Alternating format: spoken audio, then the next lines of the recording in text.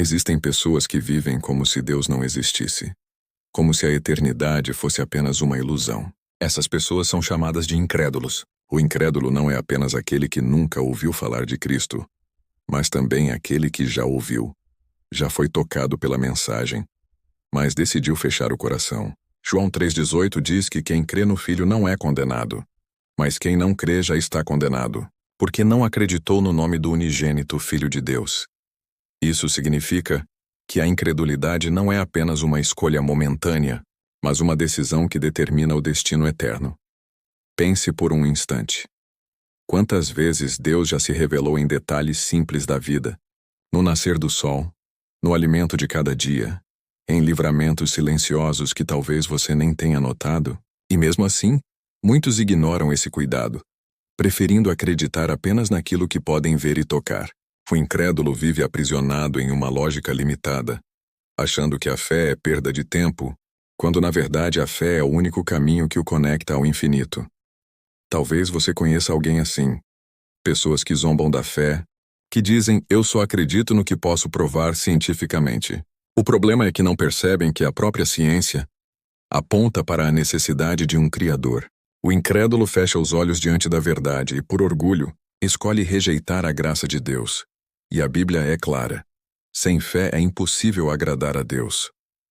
A incredulidade não apenas afasta o homem do céu, mas o deixa vulnerável a todo tipo de vazio espiritual aqui na terra. Imagine um navio em alto mar, com todas as chances de encontrar o porto seguro, mas cujo capitão insiste em navegar na direção contrária, ignorando o farol que guia as embarcações. Assim é o incrédulo. Mesmo diante da luz, escolhe permanecer nas trevas.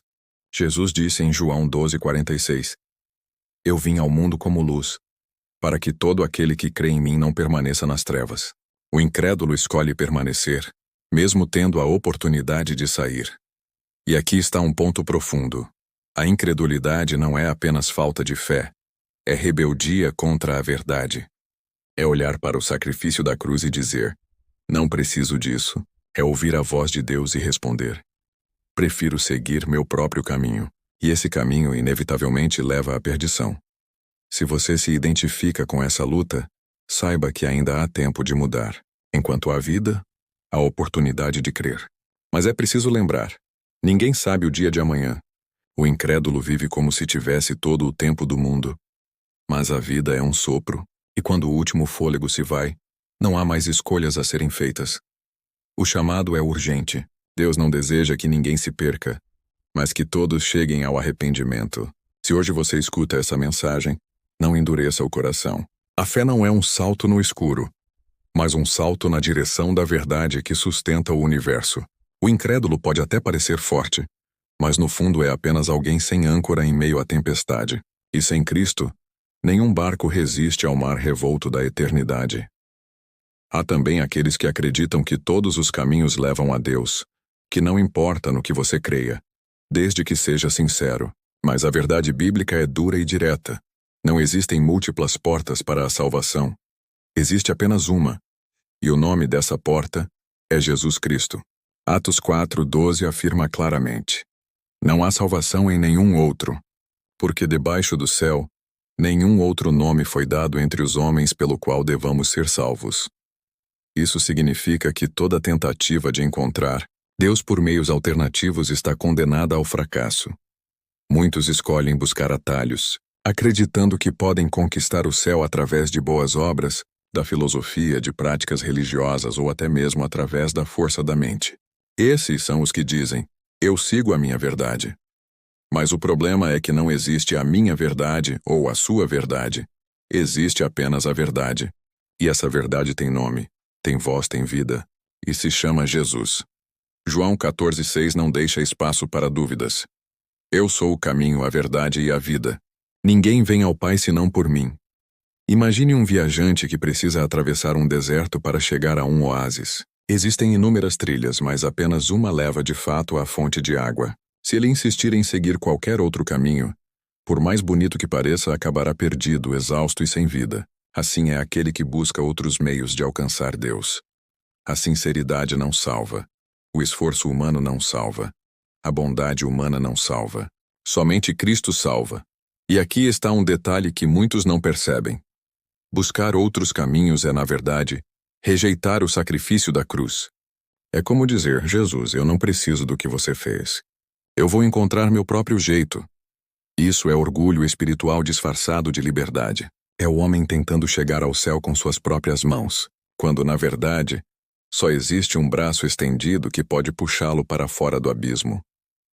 As Escrituras nos mostram exemplos de pessoas que tentaram buscar Deus por meios errados.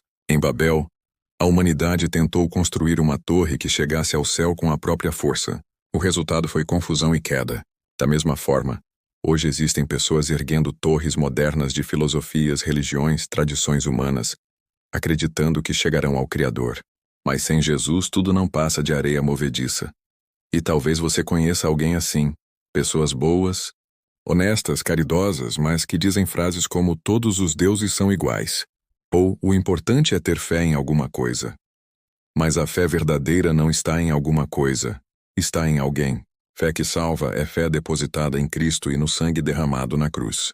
Fora disso, todo caminho é morte travestida de vida. Se você tem caminhado em estradas paralelas, achando que vai chegar ao mesmo destino, saiba que ainda há tempo de voltar. Jesus disse em Mateus 7, 13 e 14, que a porta é estreita e o caminho é apertado que leva à vida, e poucos são os que encontram. Essa mensagem não é para te assustar, mas para abrir seus olhos.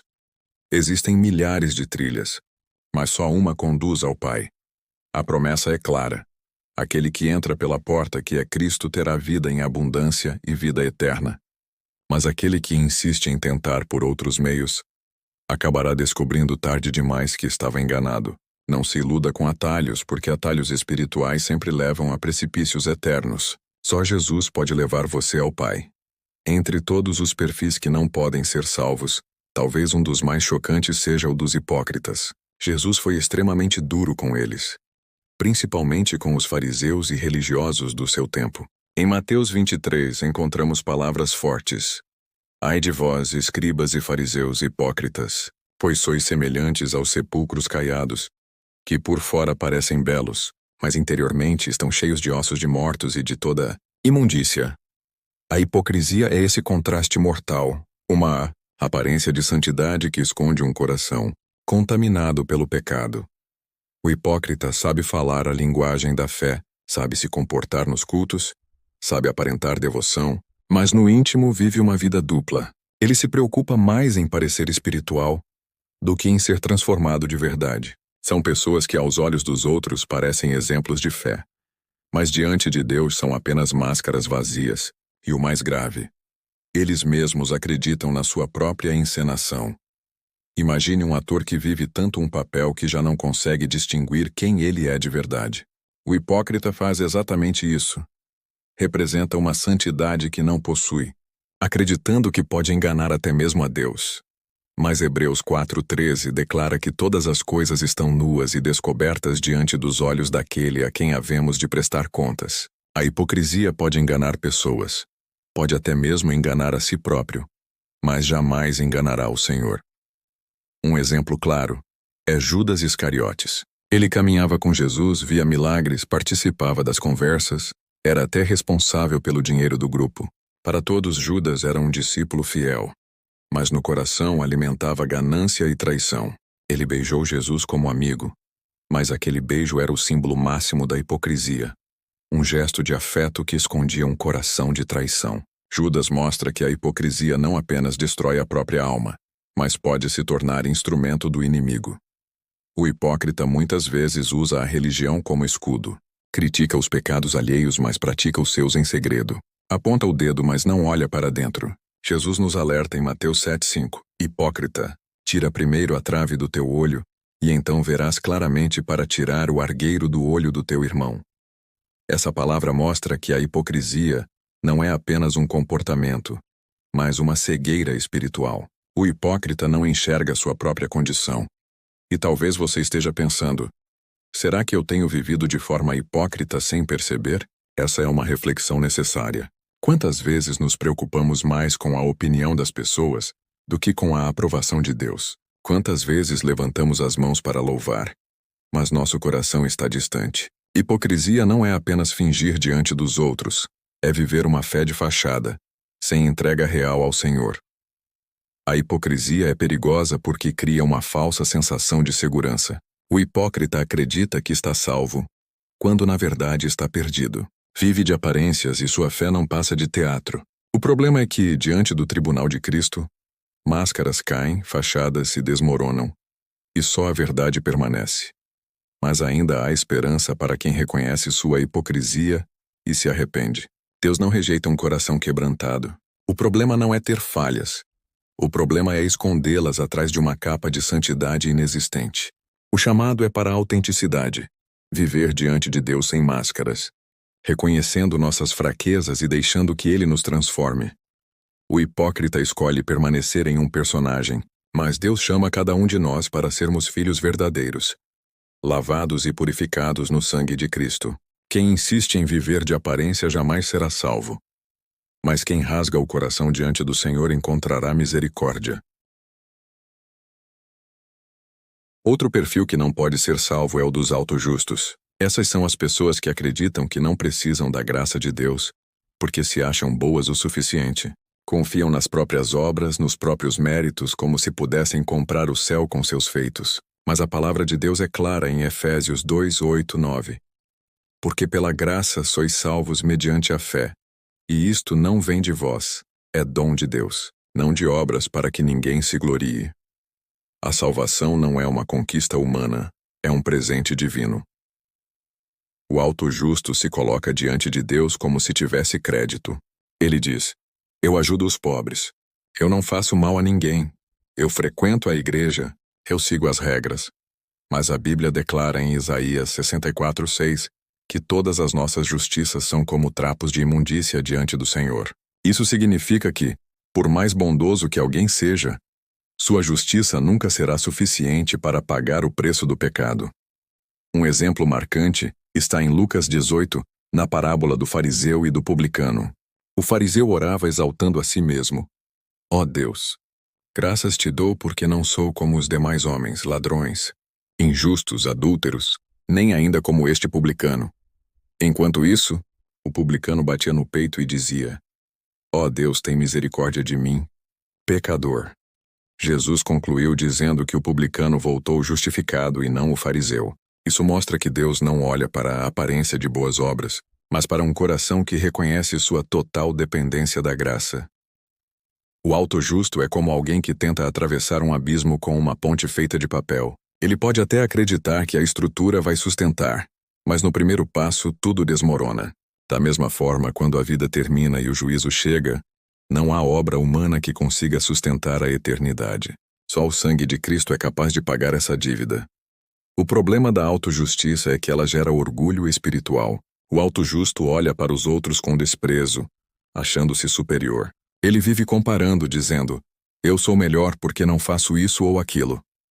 Mas diante de Deus não existem escalas de bondade. A Bíblia afirma em Romanos 3:23: todos pecaram e destituídos estão da glória de Deus. Ou seja, não há um justo sequer sem Cristo. Talvez você já tenha conhecido pessoas assim, que acreditam que basta serem boas para terem um lugar garantido no céu. E talvez até você já tenha pensado assim: eu não preciso me preocupar tanto, afinal não sou uma pessoa má. Mas esse pensamento é perigoso, porque afasta do único caminho de salvação. A verdade é que o céu não é para os que se acham bons, mas para os que reconhecem que são pecadores e precisam de um Salvador. A autojustiça é uma armadilha silenciosa, faz a pessoa acreditar que está no caminho certo, quando na verdade está apenas andando em círculos. É como tentar apagar um incêndio jogando gasolina. Quanto mais a pessoa confia em si mesma, mais distante fica da graça, e o resultado final é condenação, porque a salvação não se compra, não se conquista, não se merece. Ela é recebida pela fé em Cristo. O convite de Deus é para abandonar essa confiança no eu e entregar-se totalmente a Jesus. Só Ele pode justificar. Só Ele pode salvar. O autojusto se orgulha de suas obras, mas o salvo pela graça se humilha diante da cruz. E é ali, diante do sangue derramado, que toda a vanglória cai por terra. Há também um grupo que causa profundo pesar no coração de Deus, Os apóstatas. Essas são pessoas que um dia conheceram a verdade, provaram da presença do Espírito Santo, caminharam nos caminhos da fé, mas depois voltaram atrás, abandonaram a palavra e escolheram novamente a vida de pecado. A Bíblia fala com firmeza sobre isso em 2 Pedro 2, 20 e 22. Se, depois de terem escapado das contaminações do mundo, mediante o conhecimento do Senhor e Salvador Jesus Cristo, se deixam enredar de novo e são vencidos, o seu último estado se torna pior do que o primeiro, pois melhor lhes fora nunca terem conhecido o caminho da justiça, do que depois de o conhecerem, desviarem-se do santo mandamento que lhes fora dado. Com eles aconteceu o que diz certo provérbio verdadeiro. O cão voltou ao seu próprio vômito, e a porca lavada voltou a revolver-se no lamaçal. Essa é uma das declarações mais duras da Bíblia. O apóstata não é alguém que nunca conheceu a Deus, mas alguém que provou da verdade e decidiu rejeitá-la. Essa rejeição não é fruto de ignorância, mas de rebeldia consciente. Ele conhece o caminho, sabe onde está a vida, mas prefere a escuridão. E o Senhor declara que o estado final desse homem é pior que o inicial, porque sua rejeição é deliberada. Imagine alguém que foi resgatado de um incêndio mortal, salvo pelas mãos de um bombeiro que arriscou a própria vida. Agora imagine essa pessoa tempos depois decidindo voltar para dentro das chamas, recusando o socorro e zombando daquele que o salvou. Essa é a figura do apóstata. Ele experimenta o livramento, mas volta voluntariamente para a destruição. A história bíblica nos mostra alguns exemplos.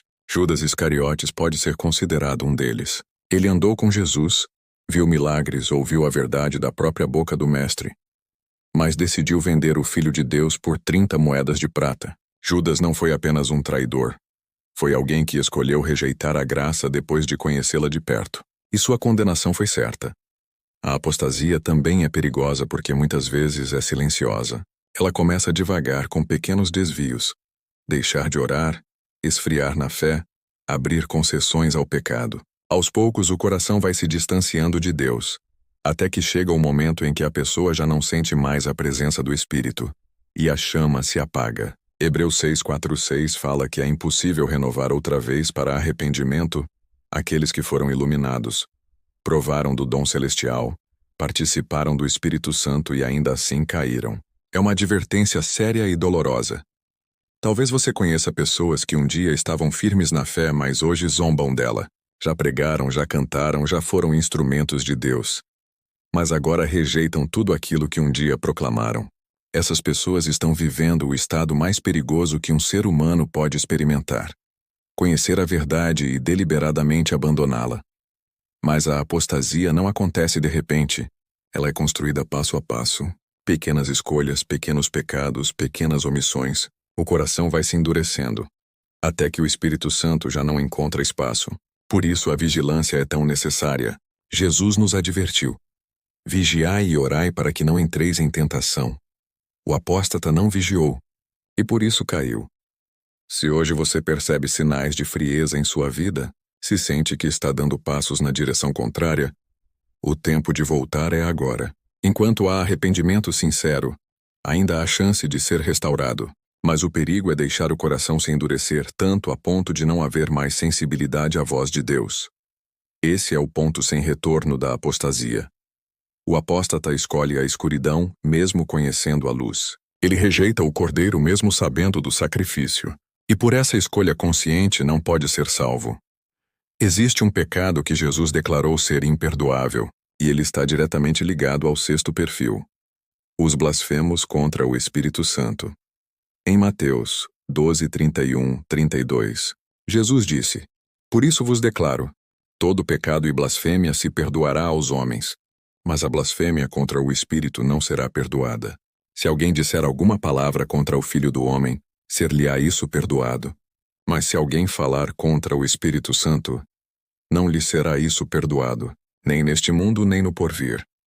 Essa é uma afirmação que assusta e com razão, porque revela a gravidade de rejeitar o agir de Deus de forma consciente e deliberada.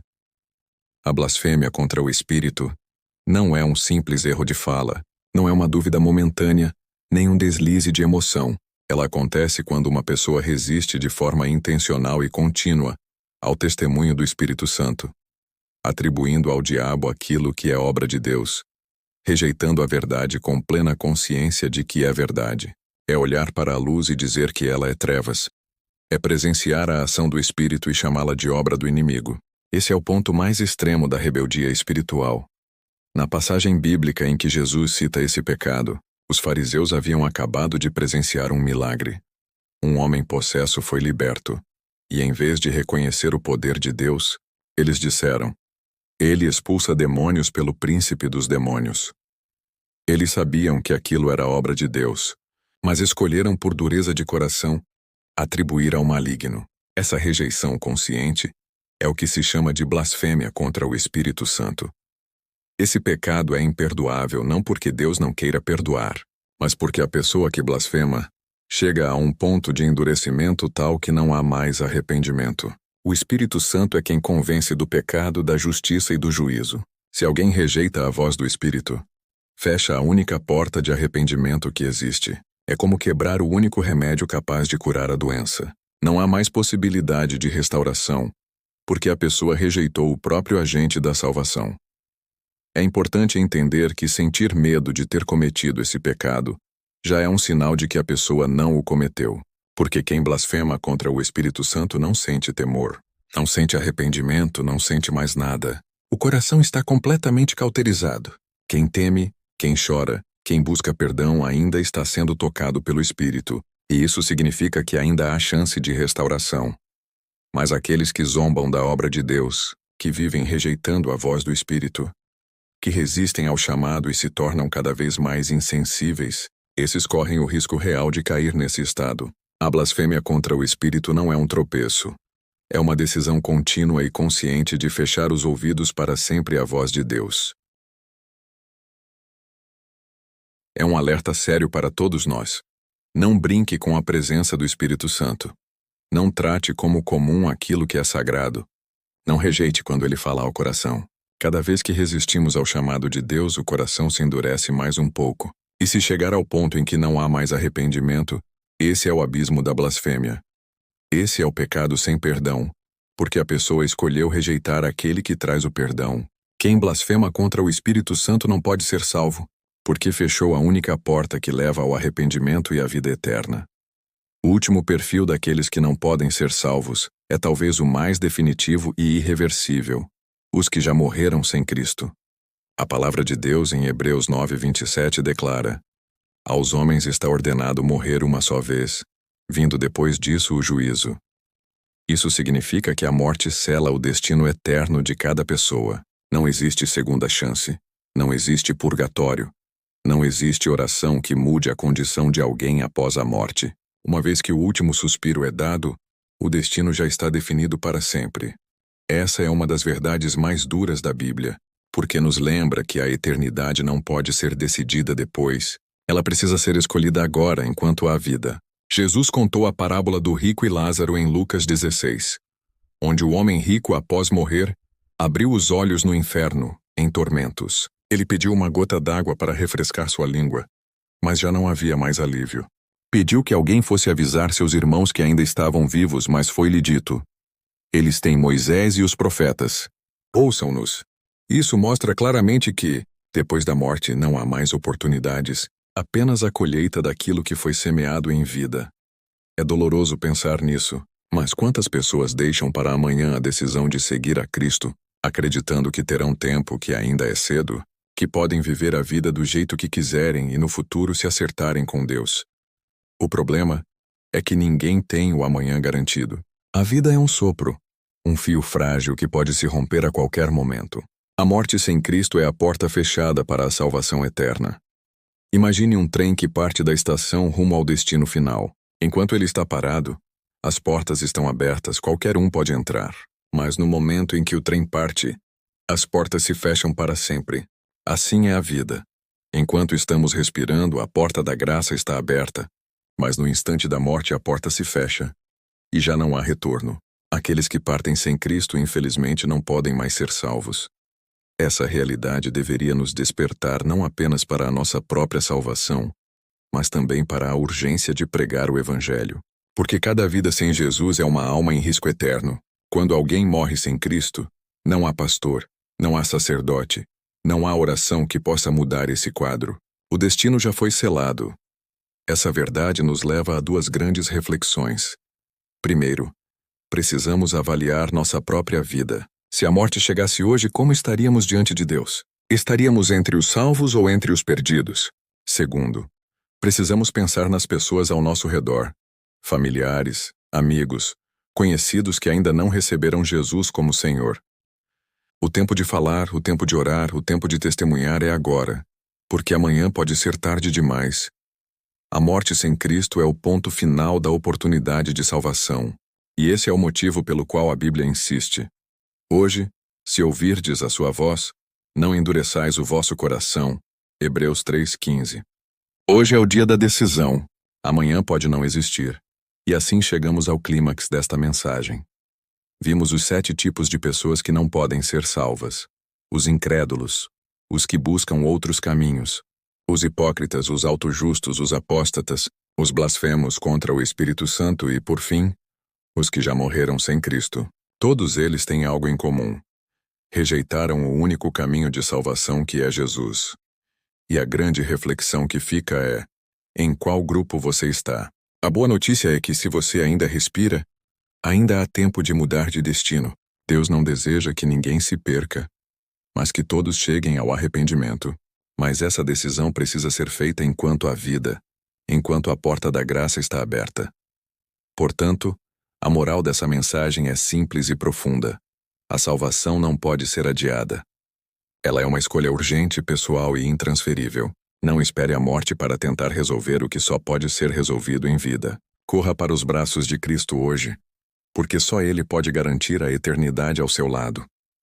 E se essa palavra tocou seu coração, eu te convido a continuar comigo no próximo vídeo, onde falaremos sobre o arrebatamento e como se preparar para o maior acontecimento da história da humanidade.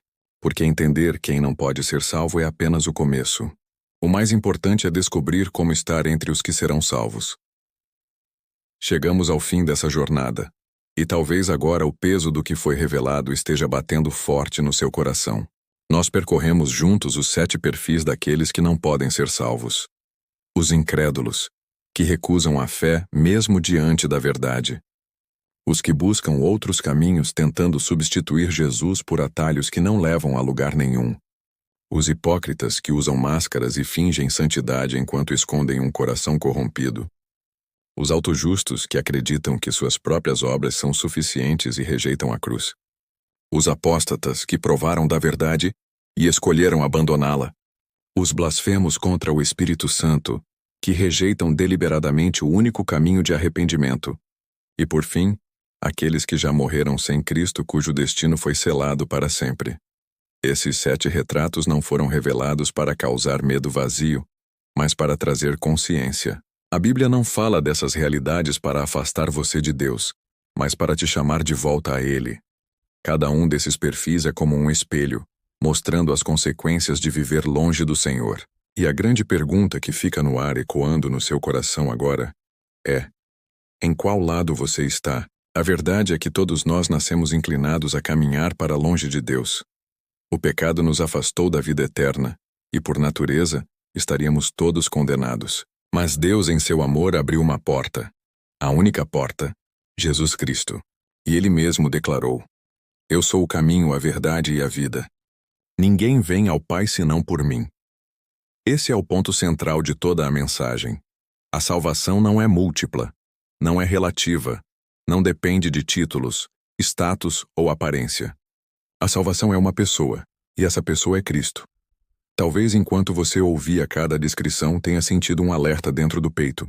Talvez tenha percebido traços de hipocrisia, de incredulidade, de autossuficiência, ou até mesmo um esfriamento espiritual que aponta para um caminho perigoso. Se isso aconteceu, não veja isso como acusação, mas como o toque do Espírito Santo. Isso é prova de que ainda há tempo, porque se você ainda sente, se ainda é tocado, é sinal de que o Espírito não desistiu de você. E enquanto ele não desistiu, ainda existe esperança, mas não se engane, o tempo é curto. A vida é um sopro, e a eternidade é longa demais para ser deixada ao acaso. Muitos pensam: um dia eu me entrego, Um dia eu me conserto, um dia eu decido por Jesus. Mas a realidade é que esse um dia pode nunca chegar. A Bíblia diz: hoje é o dia da salvação. Não amanhã, não depois. Hoje. E aqui está a grande moral de tudo que falamos. Ninguém precisa estar entre os que não podem ser salvos.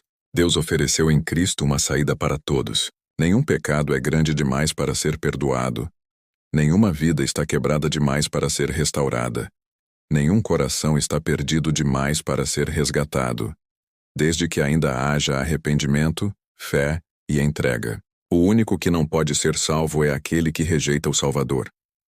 Portanto, se a sua alma está clamando agora, se dentro de você existe esse desejo de se reconciliar com Deus, não resista. Essa pode ser a sua chance de escrever uma nova história. Essa pode ser a linha que separa a perdição da vida eterna. Abra o coração. Diga sim a Jesus. Escolha hoje estar entre os que herdarão a salvação. E lembre-se, não estamos falando apenas de evitar o inferno, mas de viver a plenitude do propósito de Deus ainda aqui. Viver em Cristo é experimentar paz em meio à tempestade, esperança em meio ao desespero, luz em meio à escuridão. É viver com a certeza de que, quando a morte chegar, ela não será o fim, mas apenas o começo de uma eternidade gloriosa ao lado do Criador. Essa é a grande recompensa de escolher o caminho certo. Essa é a verdadeira vitória. E eu quero te convidar a continuar essa caminhada comigo. No próximo vídeo vamos falar sobre o arrebatamento. O grande dia em que os que escolheram a Cristo serão retirados da terra para encontrar o Senhor nos ares. Você não pode perder essa mensagem, porque ela vai completar o quadro que começamos a pintar hoje. Antes de encerrar, quero pedir que você faça algo simples, mas poderoso. Curta este vídeo. Cada like ajuda a espalhar esta mensagem e alcançar mais pessoas que precisam ouvir sobre a salvação. Inscreva-se no canal para continuar recebendo conteúdos que fortalecem sua fé e te preparam para os tempos finais. E compartilhe este vídeo com amigos e familiares. Sua ação pode tocar vidas que ainda não conhecem Cristo. Por fim, deixe seu comentário. Conte como esta mensagem impactou você ou o que aprendeu hoje. Sua experiência pode inspirar outros a se aproximarem de Deus. Curta, inscreva-se, compartilhe e comente. Cada gesto seu ajuda a difundir a palavra de Deus e fortalecer a fé de muitas pessoas.